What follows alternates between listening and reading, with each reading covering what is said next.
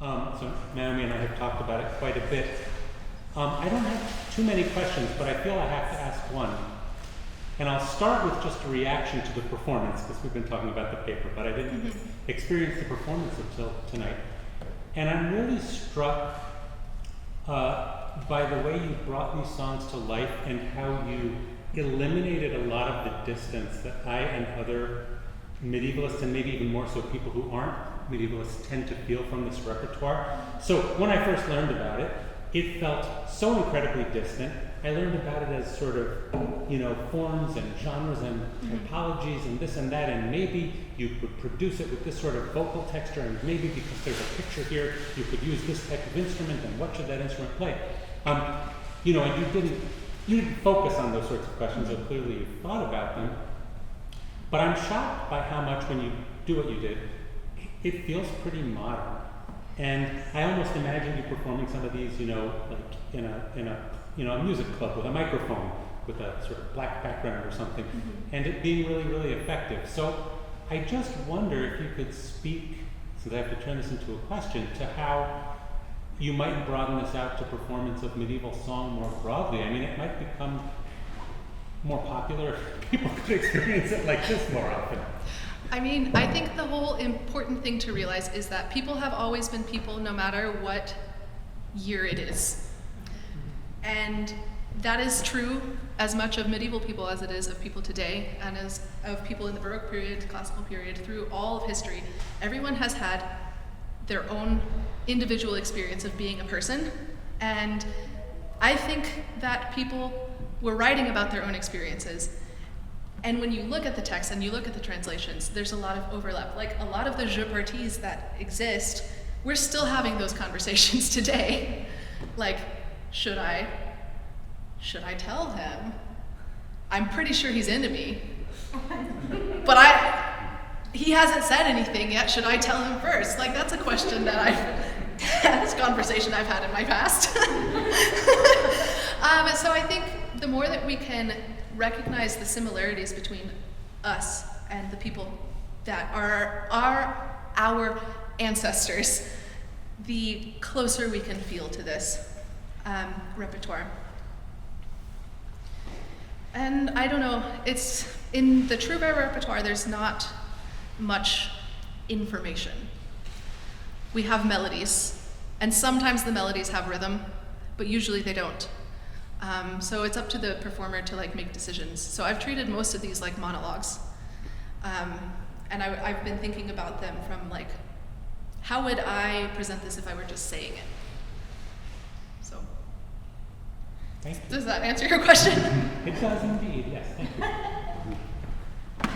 Susan? Peter. Yeah, do you want to go ahead and ask a question? Sure, can you hear me, Naomi? Barely, but yes. Okay, first of all, congratulations. This was really an extraordinary event. And what you did with performativity, putting your own self into your text, and then showing how the mutability of gender in all of these songs can be performed was just brilliant. I wish Judith Butler had been there themselves. It would have been fabulous. When I was being trained, we were told that in the Middle Ages, the music never had anything at all to do with the words. And I've always thought, how could anybody possibly think such a thing? The big boogaboo then was a guy named John Stevens, who was absolutely adamant that words and music had nothing to do with each other. And so anyway, let's just put that to rest and go on. I was struck by the rhetoric of your performances, the way that you were very comfortable with silence, the way that you used your voice sometimes to make very ugly sounds, but always in the service of what you wanted to put across. Bravo. I have a question, and you refer in a footnote to someone who talks about this. So forgive me if I don't know that word. But I was really taken with the jeu party. And you set it up well and say, you know, the first speaker would set out what the premise was, what the choice was, the meter and everything else, and then there was a rejoinder, and there was a judge. Were these things originally performed in improvisation and later written down, or are these coming out of a single person staging such a debate? What do we know about how the jeu party came about? We know that the genre flourished in Arras in the 13th century, in the Puy d'Arras, based on how important we know memory was to medieval people. There is always the possibility that these were improvised, though we don't know for sure. I have something in my head that I want to make into a sentence, so let me take a second. The manuscripts that contain jeux parties are relatively late, but in Elizabeth Ava Leach's book, she goes into the debate between, did prose love questions come before jeux parties, which are melodic versions, or after? Traditionally, it's been thought that poetic, non-musical love questions originated first. And that may still be true, we don't know for sure, because the latest jeux parties are in the same manuscript as the earliest written down love questions.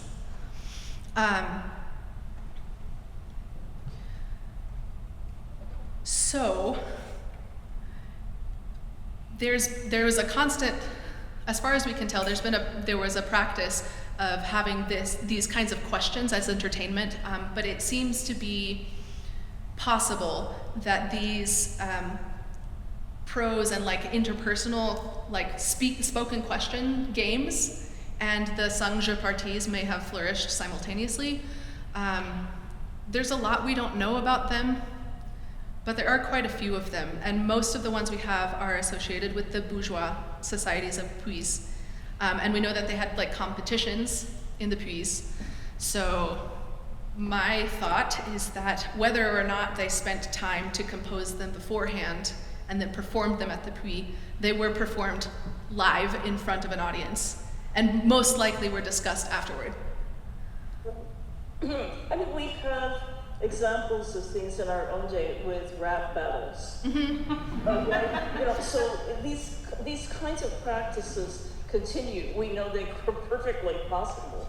You know, you have virtuoso musicians and poets who are able to go toe to toe in this kind of way. Yeah. Now we can record them. At the time, someone had to have remembered something of what happened, what transpired, and recorded it. But I mean, I just find this such an interesting practice that that we find traces of here. With regard to melodies and poetic stuff, poetic structure, the way that medieval people like chunked like bits of memory in their head makes it very possible that they could have improvised it like a rap battle. Sure. Right. I mean, you know, we trace this back to Homer, who has all of these stock phrases that can be moved around.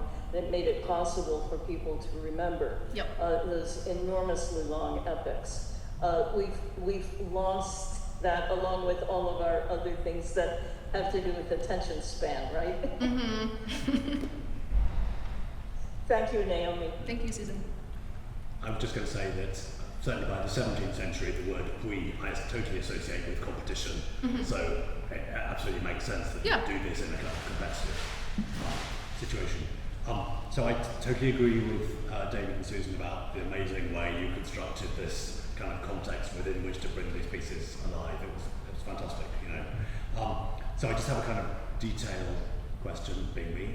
You said in passing something really interesting about a kind of a marker of femininity in music is repetitiveness. And that really leapt out at me, and I didn't quite understand how that might work in the medieval period where, you know, isn't lots of music kind of repetitive. I can see it in the kind of Baroque era with kind of ground basses and laments and things. But can you just say something about that, how that is the case in the medieval period? Yeah, so many, if not most, of the feminine voice songs that I know of feature refrains, which are literally repeated text.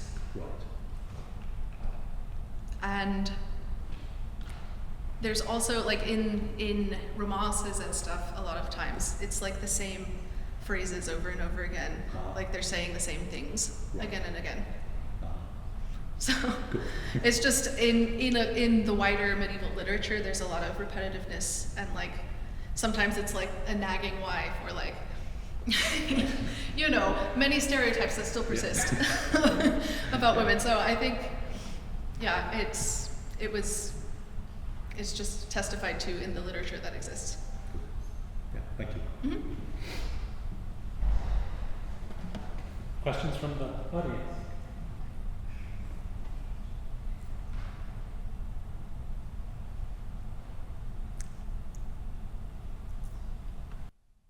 No,